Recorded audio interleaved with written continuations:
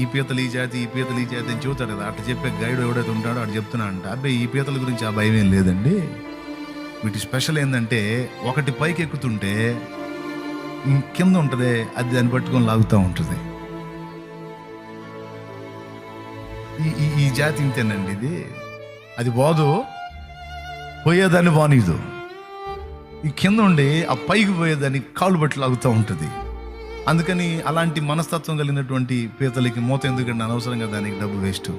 అందుకని ఈ ఒక్కదాని మీద మాత్రం మేము గమనించారా, అది మిగిలిన పీతలన్నీ కలిసి లాగుతున్నాయి చూడు దాన్ని. అట్లాగా కరోనా సమయంలో దేవుడు ఏదో యూట్యూబ్ ద్వారా మీ అందరికీ వాక్యం అందించాలని నేను లైన్లోకి వస్తే అది ప్రజలందరిలోకి వెళ్ళింది. ప్రజలందరిలోకి వెళ్ళి తెలుగు ప్రజలందరికీ, తెలుగు క్రైస్తవులందరికీ, అలాగే అన్ని జనులు కూడా అది గొప్ప ఉద్యమం. దేవుడు నిజంగా గొప్ప కార్యం చేశాడు.